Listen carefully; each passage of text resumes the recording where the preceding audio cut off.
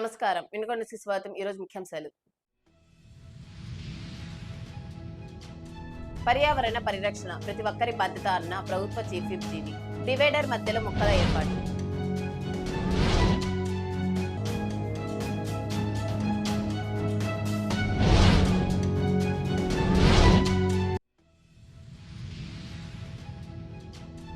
ప్రభుత్వ పెన్షనర్లు లైఫ్ సర్టిఫికెట్లను ఫిబ్రవరి 28లోగా అందించాలన్న పెన్షన్ల సంఘం కార్యదర్శి కృష్ణమూర్తి.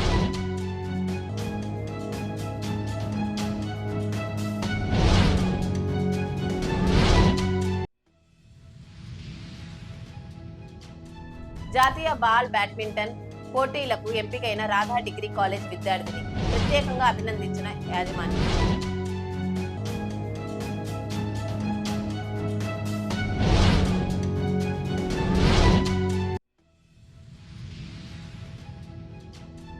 పర్యావరణాన్ని కాపాడటం సమాజంలోని ప్రతి ఒక్కరి బాధ్యత అని ప్రభుత్వ చీఫ్ విప్ జీవి ఆంజనేయులు పిలుపునిచ్చారు. వినుకొండ పట్టణంలోని నష్టాపేట రోడ్డులో గల డివైడర్ పై ఆయన మొక్కలు నాటారు. ఈ సందర్భంగా జీవి మాట్లాడుతూ పెరుగుతున్న కాలుష్యాన్ని అరికట్టడానికి, స్వచ్ఛమైన గాలిని అందించడానికి ప్రతి ఒక్కరూ తమ వంతుగా మొక్కలు నాటి వాటిని సంరక్షించాలని కోరారు.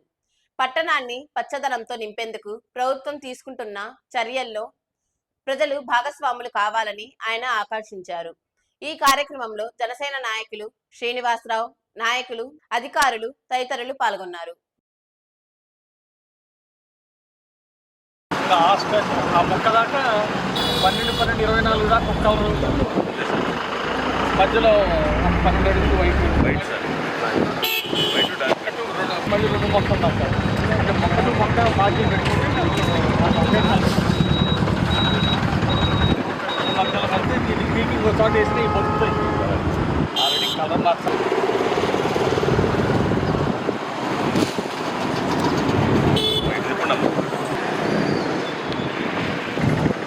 సైడ్ కొన్నాను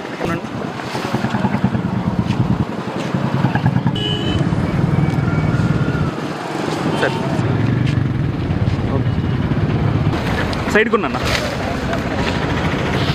చెప్పండి ఎక్కువ వచ్చింది బిల్డింగ్ చేయండి చెప్పండి.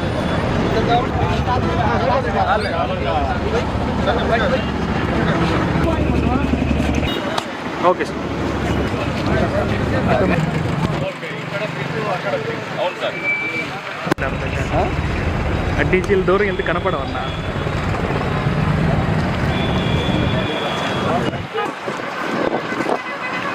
రైతుల సంక్షేమమే ధ్యేయంగా ప్రభుత్వం పనిచేస్తుందని, ఆధునిక పరికరాలతో వ్యవసాయాన్ని లాభసాటిగా మార్చుకోవాలని ప్రభుత్వ చీఫ్ విప్ జీవి ఆంజనేయులు అన్నారు.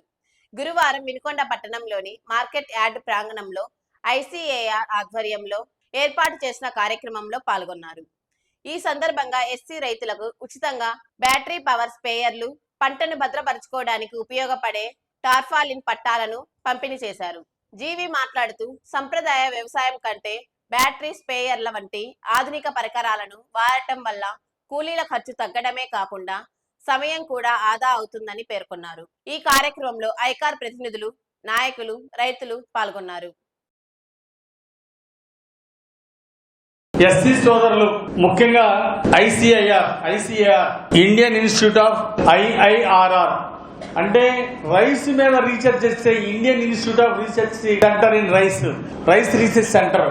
ఇది భారతదేశంలో ఈ రోజు ఒకప్పుడు 10 బస్తాలు పడ్డాయి ఎకరానికి, ఆ తర్వాత 20 బస్తాలు, 30 బస్తాలు, 40 బస్తాలు అయ్యాయి. అంటే కారణం మన Indian institute of rice research centre చేసినటువంటి విశేషమైనటువంటి కృషి.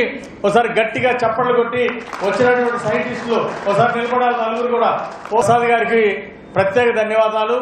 ఈయన నాతో పాటు లోయల స్కూల్లో చదువుకున్నారు అని చెప్పి చెప్పడం, ముఖ్యంగా పేదవాళ్ళకి, దళితులు, ఎస్సీ సోదరులందరికీ ఇస్తున్నందుకు నాకు చాలా ఆనందంగా ఉంది. మరి దానికి కృషి చేసినటువంటి ప్రసాద్ గారికి, వారి టీంకి ప్రత్యేక ధన్యవాదాలు, అభినందనలు తెలియజేస్తున్నా. మరి సీనియర్ సైంటిస్టులు ప్రసాద్ బాబు గారు, జయకుమార్ గారు, వీరందరూ కూడా రావడం చాలా సంతోషం. సోదరులు, దళిత రైతు సోదరులందరికీ హృదయపూర్వక అభినందనలు. మరి ఈరోజు ప్రభుత్వం మీకోసం హార్టికల్చర్ పండ్ల తోటలు పండించుకుంటే డ్రిప్ ఇరిగేషన్ ఫ్రీగా ఇస్తుంది. ఎస్సీలకి రూపాయి ఖర్చు లేకుండా అప్లికేషన్ పెడితే డ్రిప్ ఇరిగేషన్ ఫ్రీగా ఇస్తుంది. ఈ డ్రిప్ ఇరిగేషన్ పండ్ల తోటలకి, మిర్చి పండించుకోవడానికి, అట్లాగే కూరగాయ తోటలు పండించుకోవడానికి చాలా ఉపయోగపడుతుందని ఈ సందర్భంగా తెలియజేస్తున్నా. మరి ఈ రోజు వరి పండిస్తే కొంచెం ఆదాయం తక్కువగానే ఉంది. ఇంకో వెరైటీ రాబోతుంది, ఇంకో 15 బస్తాలు ఎక్కువ పండిద్ది. ఆ వెరైటీ కమల మోడిఫైడ్ మెడిటేటెడ్ కమల వెరైటీ అని అది వస్తే అప్పుడు వరి పండితే ఆదాయం పెరిగిద్ది. ఇంకో 40% దిగుబడి పెరిగిద్ది.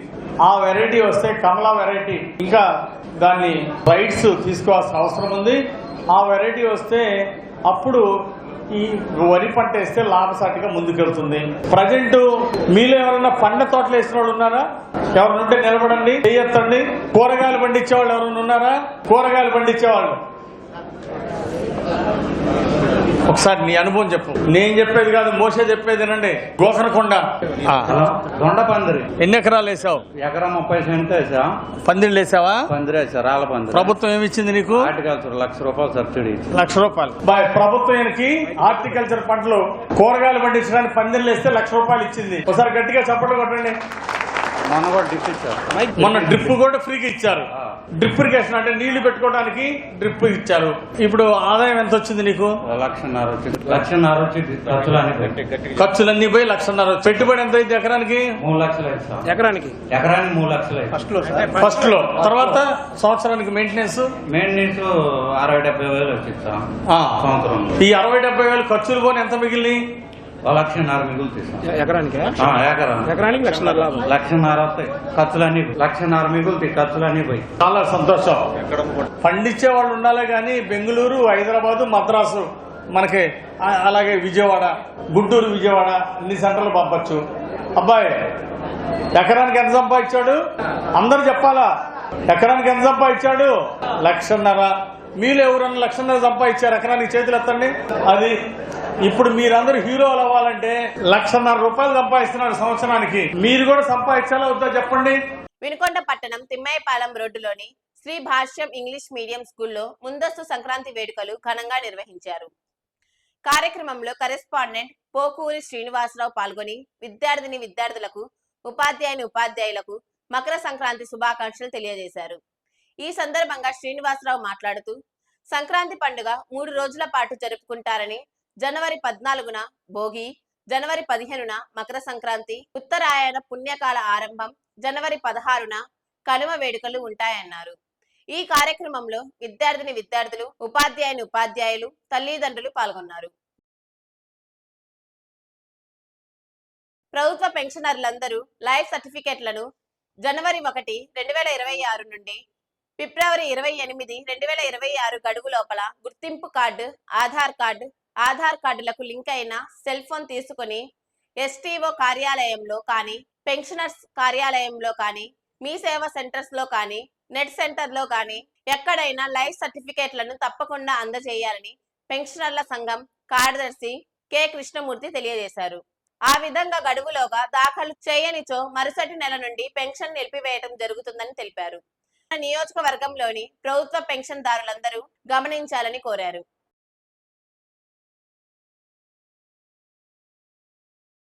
స్థానిక సిద్ధార్థ్ నగర్ లోని రాధా డిగ్రీ కాలేజ్ నందు డిగ్రీ మొదటి సంవత్సరం విద్యార్థిని ఆకుమల్ల సమీర జాతీయ పోటీలకు ఎంపికైన సందర్భాన్ని పురస్కరించుకొని అభినందన కార్యక్రమం ఏర్పాటు చేసినట్లు కాలేజీ డైరెక్టర్ కెవి రాధాకృష్ణమూర్తి తెలిపారు. క్రీడాకారిణి సమీర బాల్ బ్యాడ్మింటన్ జూనియర్ విభాగంలో అండర్-19 ఆంధ్రప్రదేశ్ రాష్ట్ర జట్టుకు ఎంపికై జనవరి 28వ తేదీ నుండి ఫిబ్రవరి 1వ తేదీ వరకు తమిళనాడు రాష్ట్రంలోని ఈరోడ్లో జరిగే జాతీయ పోటీలలో పాల్గొనబోతున్నట్లు తెలిపారు.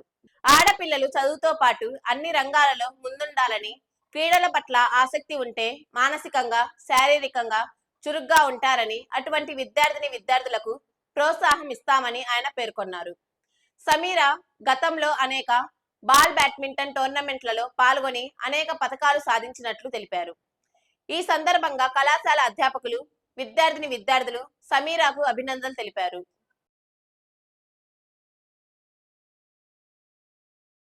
వినుకొండలో సమాప్తం. తిరిగి రేపటి న్యూస్లో కలుద్దాం. అంతవరకు సెలవు. నమస్కారం.